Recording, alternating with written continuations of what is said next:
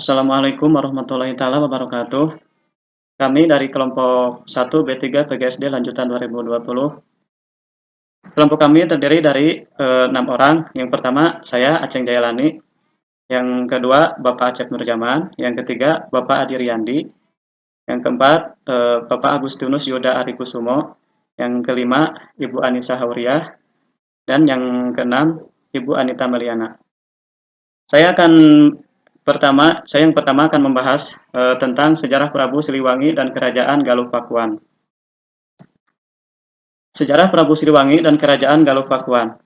Siapakah Prabu Siliwangi?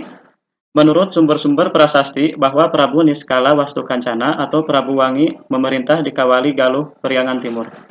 Prabu Wangi pada usia muda sekali telah dinobatkan menjadi raja. Oleh karenanya, kekuasaan pemerintahannya lama sekali, yaitu selama 104 tahun sejak 1363 sampai dengan 1467.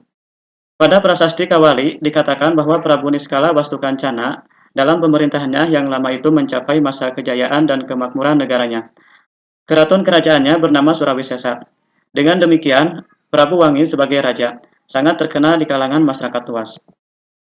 Dalam naskah Carita Parahyangan dikatakan bahwa pengganti Prabu Wangi yang kemudian terkenal sebagai tokoh kedua dalam pemerintahan kerajaan Pajajaran ialah Ratu Purana, Prabu Guru Dewata Prana, Ratu Jayadewa, Sri Baduga Maharaja, dan ada lagi nama-nama yang lainnya.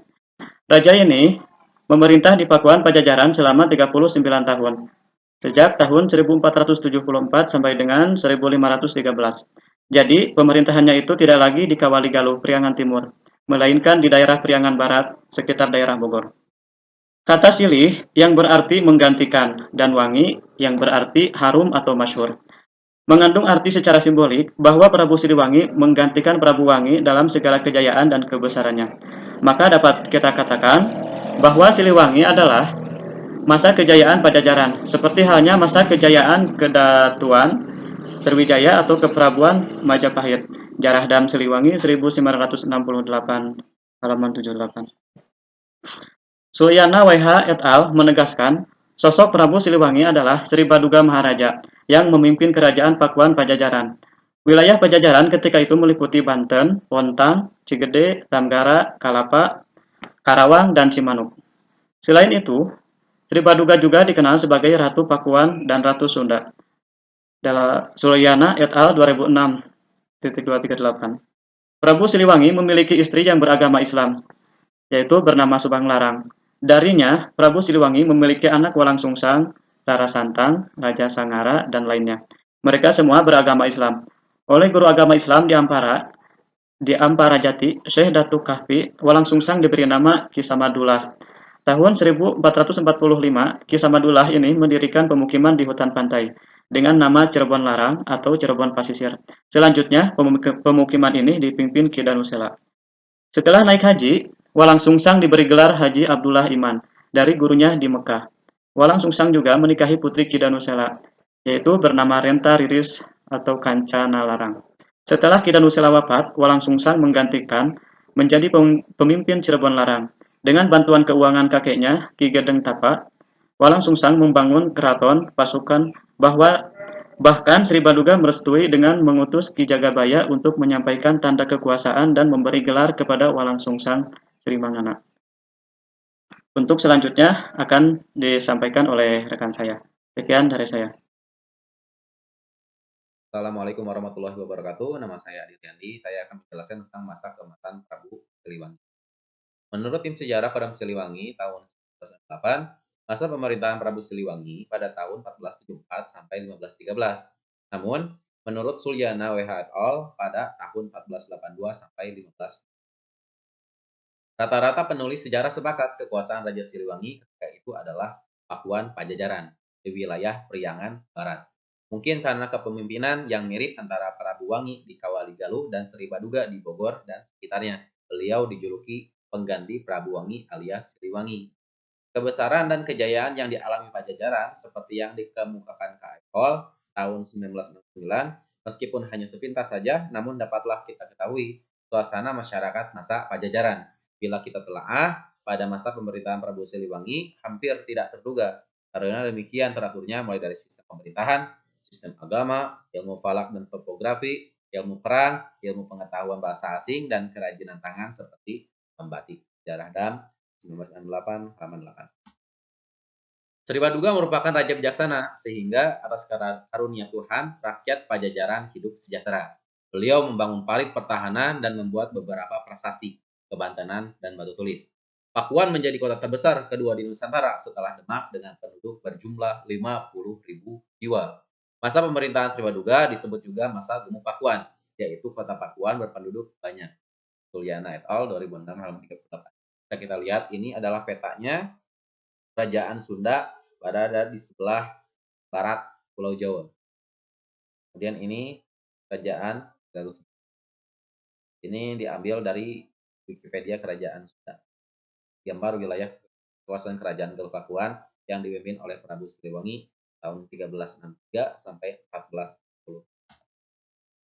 Strategi Perang Prabu Siliwangi. Menurut lembaran-lembaran yang dinamakan Sangjang Siksa Kandang Keresian atau SK yang berjumlah 30 lembaran ditulis pada tahun 1518, di dalamnya terkandung nilai-nilai strategi kemiliteran yang berlaku di zaman Prabu Siliwangi. Naskah SSK itu kini disimpan di Museum Pusat dengan nomor kode Ropak 630. Manuskrip Sunda T. Berikut adalah 20 strategi militer era Prabu.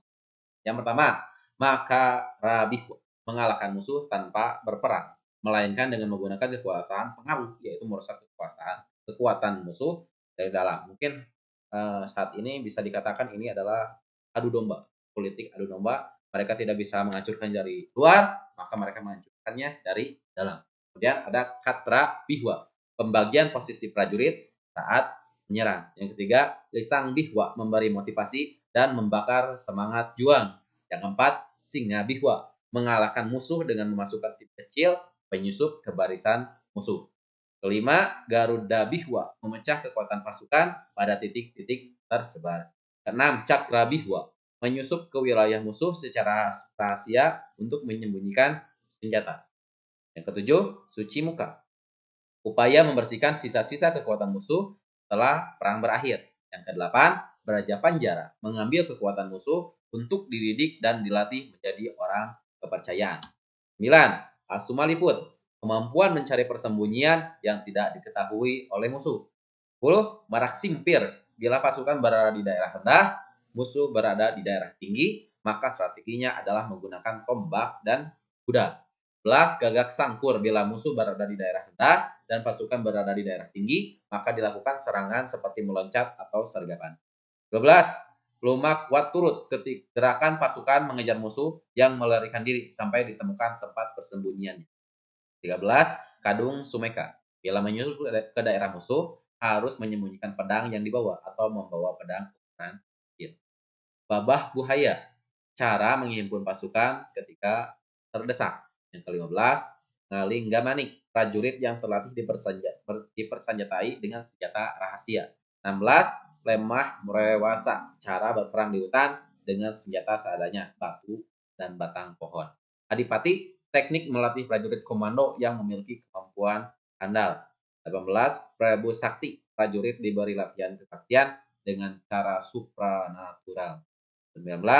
Pakai prajurit, prajurit pilihan ditugaskan berunding untuk mencapai perdamaian. 20. Tapak Sawatrik, cara-cara berperang di air, menggunakan senjata di air, mengelabui musuh, mendekati musuh melalui jalur air. Sekian presentasi yang saya sampaikan. Untuk selanjutnya silakan.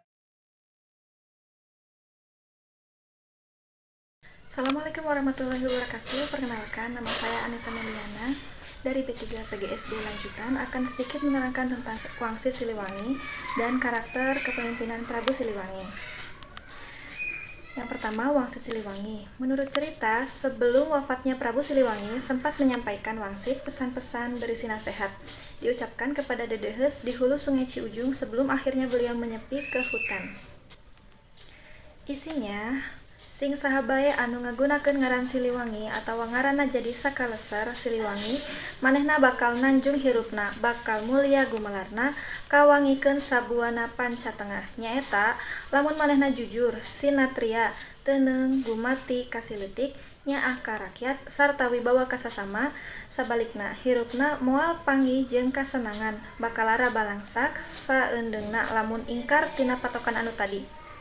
Terjemah bahasa Indonesianya, barang siapa menggunakan nama Siliwangi dan merasa dirinya sebagai Sakaleser Siliwangi akan agung hidupnya, mulia gelarnya, dan akan harum ke semua penjuru dunia, yaitu apabila dia jujur, kesatria, memperhatikan si kecil, sayang kepada rakyat, dan wibawa ke sesama. Sebaliknya, hidupnya tak akan mendapat kesenangan, akan lara sengsara selamanya apabila ingkar dari patokan tersebut. Yang kedua, akan sedikit menerangkan tentang karakter dan kepemimpinan Prabu Siliwangi.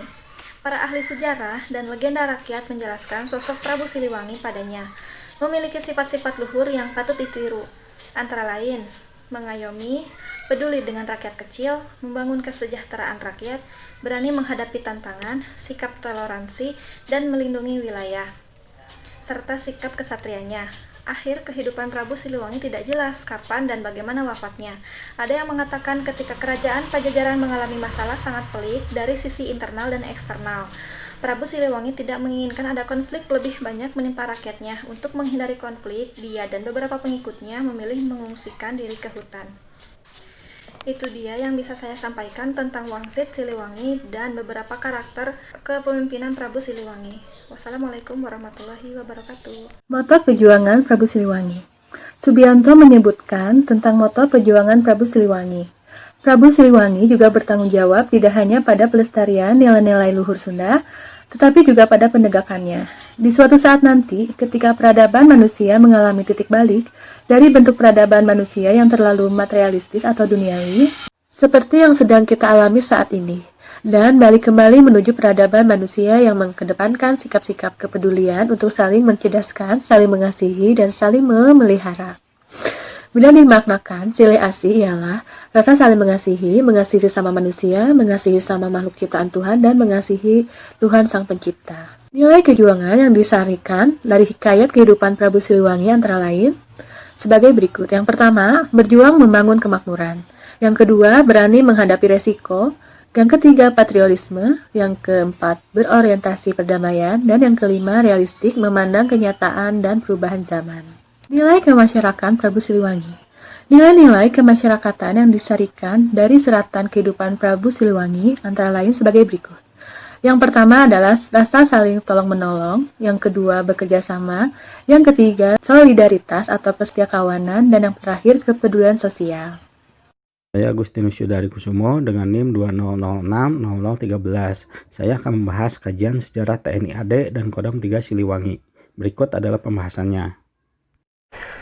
Berikutnya saya akan membacakan kajian sejarah TNI AD dan Kodam 3 Siliwangi. 5 hari setelah proklamasi kemerdekaan Indonesia pada 22 Agustus 1945, pemerintah membentuk Badan Keamanan Rakyat atau BKR sebagai wadah perjuangan. Seiring dengan ancaman yang kian meningkat, pada 5 Oktober 1945, BKR kemudian diubah menjadi Tentara Keamanan Rakyat atau TKR. Jawa Barat kebagian membentuk Komandemen 1 TKR yang membawakan 3 divisi. Divisi 1 meliputi Kepresidenan Banten dan Bogor, bermarkas di Serang. Divisi 2 meliputi Kepresidenan Jakarta dan Cirebon, bermarkas di Linggarjati. Dan Divisi 3 meliputi Kepresidenan Priangan, bermarkas di Bandung. Tanggal 20 Mei 1946, 3 divisi tersebut disatukan menjadi Divisi Siliwangi dan bermarkas di Tasikmalaya. Nama Siliwangi terus dipertahankan, walaupun nama kesatuan berubah menjadi Tentara dan Teritorium atau TNT 3 Siliwangi 24 Juli 1950. Kemudian menjadi Kodam 6 Siliwangi 24 Oktober 1959 dan menjadi Kodam 3 Siliwangi 2 Februari 1985. Momentum pemilihan nama Siliwangi pertama kali 20 Mei menjadi hari jadi Kodam 3 Siliwangi. Bertepatan dengan upacara peringatan 20 tahun Kodam Siliwangi 20 Mei 1966 di Bandung, Jenderal Soeharto selaku Kasad meresmikan berdirinya Brigade Infanteri Lintas Udara 17 Kujang 1, satuan elit di bawah Kodam Siliwangi. Sampai sekarang, 20 Mei masih diperingati sebagai hari lahir brigade yang kini sudah berganti nama menjadi Brigif para Raiders 17 Kujang 1 Kostrad itu. Berikutnya yaitu 3 Militer Komando Daerah Siliwangi. Indonesian Komando Daerah Militer 3 Siliwangi atau Kodam 3 Siliwangi adalah distrik militer formasi dari Angkatan Darat Indonesia. Divisi tersebut dibentuk selama Revolusi Nasional Indonesia oleh apa yang kemudian dikenal sebagai Tentara Keamanan Rakyat atau TKR. Itu ditempatkan di Jawa Barat, di mana sebagian besar keanggotaannya direkrut dan memakai nama Kerajaan Abad ke-15 yang terletak di daerah ini, dan dari kerajaan itu Raja Siliwangi. Itu menjadi divisi teritorial atau prajurit dan teritorial. Pada 24 Juli 1950 dan Komando Daerah Militer atau Kodam pada tahun 1959. Sejak Mei 1946, divisi tersebut dipimpin oleh Kolonel Abdul Haris Nasution dan ajudannya adalah Umar Wirahadi Kusuma, dan tidak lama kemudian Amir Mahmud menjadi kepala staf komandan divisi. Karnal Idris juga salah satu perwira divisi itu. Semua ini akan memainkan peran penting dalam kehidupan militer dan politik Indonesia selama beberapa dekade mendatang. Berdasarkan ketentuan Perjanjian Gencatan Senjata Januari 1948 yang dikenal dengan Perjanjian Renville, Divisi Siliwangi berkewajiban mengevakuasi Jawa Barat dan menyerahkannya kepada Belanda dan pindah ke Jawa Tengah. Selama jeda perang melawan pasukan kolonial, divisi terlibat dalam penumpasan berdarah terhadap komunis di Madiun yang menyebabkan ribuan orang terbunuh. Pada bulan Desember 1948, tentara Belanda melancarkan serangan mendadak yang dikenal sebagai Operasi Krai, dengan cepat merebut ibu kota sementara Indonesia di Yogyakarta dan sebagian besar wilayah Indonesia. Divisi Siliwangi pada waktu itu melakukan retret pertempuran kembali ke posisi semula di Jawa Barat, di mana anak buahnya memiliki lingkungan pergaulan dan mengenal medan, dan oleh karena itu paling cocok untuk unit ini untuk melakukan perang gerilya. Baru-baru ini, rekor anti-komunis divisi, tindakan ini kemudian dikenal sebagai Long March Siliwangi. Untuk terkenal Long March dari Mao Zedong, Partai Komunis Cina, tibanya di Jawa Barat, divisi tersebut melawan Belanda dan DITII yang memberontak. Pada tahun 1953, Nasution menulis sebuah buku berjudul Fundamental of Guerrilla Warfare. Berdasarkan pengalamannya sendiri dalam berperang dan mengorganisir perang gerilya, yang akan menjadi salah satu buku yang paling banyak dipelajari tentang perang gerilya, bersama dengan karya-karya Mao tentang subjek yang sama. Von K. Prinsen, mantan tentara kolonial Belanda yang pergi ke pemberontak Indonesia, ikut serta dalam Long March itu dan diangkat sebagai perwira staf divisi. Pada tanggal 23 Januari 1950, sebuah kelompok pemberontak bernama Angkatan Perang Raul Adil atau APRA yang dipimpin oleh Kapten Raymond Westerling berusaha untuk merebut Bandung selama kudeta APRA. Letnan Kolonel Lembong dan 93 tentara dan perwira Indonesia lainnya tewas. Pada 24 Januari 1950, para pemberontak mencoba menyerang Jakarta, tetapi pemberontakan berhasil dipadamkan dalam pertempuran sengit di Pacet, dekat Jakarta. Sultan Hamid II ditangkap, tetapi Kapten Westerling berhasil melarikan diri ke Singapura. Saat itu masih menjadi koloni Inggris. Pada akhir 1951, divisi tersebut digambarkan sebagai payung longgar untuk 5 brigade infanteri. Masing-masing memiliki hingga 4 batalion infanteri yang digantung di sepertiga bagian barat Jawa. Jabatan Panglima Tentara dan Teritorial 3, yaitu Komando Teritorial yang meliputi wilayah Jawa Barat, sebenarnya identik dengan penguasaan divisi. Batalion 530 Divisi Siliwangi terlibat dalam peristiwa Gerakan 30 September tahun 1965, menyusul penggulingan Soekarno dan pelantikan Orde Baru Indonesia di bawah Soeharto. Komandan Divisi Siliwangi saat itu, HR Darsono, termasuk dalam sebuah faksi yang dijuluki oleh para sarjana sebagai radikal Orde Baru, bernama Kemal Idris dan Sarwo Edi Wibowo dari Kodam 2 Bukit Barisan, Sumatera. Kelompok ini menginginkan parpol dibongkar dan diganti dengan kelompok non-ideologis yang menekankan pembangunan dan modernisasi. Faksionalisme dalam kepemimpinan tentara yang pernah menjadi masalah yang parah tidak lagi mengganggu operasi pada awal 1990-an. Namun, identifikasi divisi tradisional terus memiliki arti penting, terutama terkait dengan yang berkembang di bekas divisi Siliwangi di Ponorogo dan Brawijaya, yang mana meliputi Jawa bagian barat, tengah, dan timur, masing-masing selama Perang Kemerdekaan dan tahun-tahun segera sesudahnya.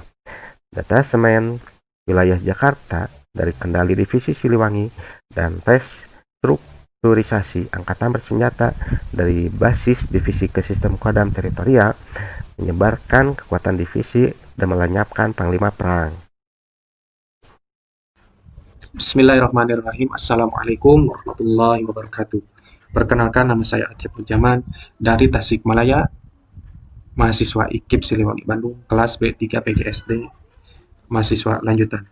Pada kesempatan ini saya akan membahas mengenai lambang badge logo Siliwangi. Logo Siliwangi atau badge Siliwangi yang dipakai oleh setiap prajurit Siliwangi di seragam dinasnya merupakan hasil karya dari seorang pelukis terkenal bernama Barli. Sejarahnya bermula ketika pecah Perang Kemerdekaan Republik Indonesia tahun 1945 sampai 1950, di mana pada saat itu Panglima Divisi Siliwangi, Kolonel A.H. Nasution, memerintahkan Mayor Lubis untuk mencari seorang pelukis guna mendesain logo Siliwangi atau badge Siliwangi. Pada saat itu, di Tasikmalaya terdapat beberapa nama pelukis antara lain Barli, Ahmid, Sujana Kerton, Hendra Gunawan, dan Kustiwa yang masuk dalam organisasi Pemuda Republik Indonesia. Seperti pelukis-pelukis dari Jakarta yang hijrah ke Yogyakarta, akibat pindahnya ibu kota Republik ke Yogyakarta, mereka menjadi pelukis-pelukis perang. Pada waktu itu, Barli mendapat tugas dari Kolonel A.H. Nasution yang memimpin pasukan Jawa Barat untuk mendesain logo pasukannya. Kemudian, oleh Barli dibuatlah 3 buah sketsa, dan sketsa terakhir yang dipilih untuk dijadikan logo Siliwangi yaitu gambar kepala macan dengan dasar kuning, tampak depan di atas terdapat tanda bintang, di bawahnya terdapat tulisan SLW dengan warna merah dan logo berbentuk lingkaran. Kemudian logo Siliwangi dijahit oleh penjahit keturunan Cina yang bernama Bapak Emai, pemilik Emai Tailor, di Jalan Stasiun nomor 29 Tasikmalaya. Adapun logo dan arti lambang Komando Daerah Militer 3 Siliwangi adalah sebagai berikut. 1. Kerut-kerut dahi dan 4 taring merupakan refleksi dari arti Teritorium 3 Divisi 4. Yang kedua, 20 bintik-bintik melambangkan kelahiran Kodam 3 Siliwangi. Yang ketiga, 5 helai kumis menunjukkan bulan Mei. Yang keempat, 46 jamrong menunjukkan tahun 1946. Yang kelima, warna dasar hijau memiliki arti sebagai warna lapangan tempat bertugas, harapan sebagai pelindung negara dan bangsa, serta kesuburan bumi tempat berpijak. Yang keenam, warna macan kuning merupakan arti sebagai lambang kebesaran Prabu Siliwangi sebagai kiasan dari kekerasan hati dan kebulatan tekad. Kode kehormatan ada 4, yaitu 1. Sabta Marga, 2. Sumpah Prajurit, 3. 8 wajib TNI, yang keempat Wangsit Siliwangi. Sabta Marga. Kami, warga negara kesatuan Republik Indonesia yang bersendikan Pancasila. Kami, patriot Indonesia, pendukung serta pembela ideologi negara yang bertanggung jawab dan tidak mengenal menyerah. Kami, kesatria Indonesia yang bertakwa kepada Tuhan Yang Maha Esa serta membela kejujuran, kebenaran, dan keadilan. Kami, prajurit Tentara Nasional Indonesia, adalah bayangkari negara dan bangsa Indonesia. Kami, prajurit Tentara Nasional Indonesia, memegang teguh disiplin, patuh, dan taat kepada pimpinan serta menjunjung tinggi sikap dan kehormatan prajurit. Kami, prajurit Tentara Nasional Indonesia, mengutamakan keperwiraan di dalam melaksanakan tugas serta senantiasa siap sedia berbakti kepada negara dan bangsa. Kami, prajurit Tentara Nasional Indonesia, setia dan menepati janji dan sumpah prajurit. Sumpah prajurit setia kepada Negara Kesatuan Republik Indonesia yang berdasarkan Pancasila dan Undang-Undang Dasar 1945. Tunduk kepada hukum dan memegang teguh kedisiplinan dan keprajuritan. Taat kepada atasan dengan tidak membantah perintah atau putusan. menjalankan segala kewajiban dengan penuh rasa tanggung jawab kepada tentara dan negara Republik Indonesia, memegang segala rahasia tentara sekeras-kerasnya. 8 wajib Tentara Nasional Indonesia. 1. Bersikap ramah tamah kepada rakyat. 2. Bersikap sopan santun terhadap rakyat. 3. Menjunjung tinggi kehormatan wanita. 4. Menjaga kehormatan diri di muka umum. 5. Senantiasa menjadi contoh dalam sikap dan kesederhanaannya. 6. Tidak sekali-kali merugikan rakyat. 7. Tidak sekali-kali menakuti dan menyakiti hati rakyat. 8. Menjadi contoh dan mempelopori usaha-usaha untuk mengatasi kesulitan rakyat di sekelilingnya. Wangsit Siliwangi, sing saha bae anu ngagunakeun ngaran Siliwangi atawa ngarasa jadi sakeseler Siliwangi, manehna bakal nanjung hirupna, bakal mulia gumelarna, kawangikeun sabuana panca tengah lamun manehna jujur, sinatria teuneng, gumati kasiletik, nyaah ka rakyat, serta wibawa ka sasama, sabalikna hirupna moal panggih jeung kasenangan, bakal lara balangsak saindengna lamun ingkar tina patokan anu tadi. Demikian yang bisa saya sampaikan. Assalamualaikum warahmatullahi wabarakatuh.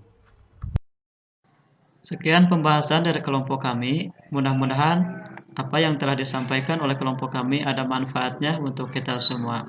Mohon maaf bila ada banyak kekurangan dan kesalahan kata, mohon untuk dimaklumi.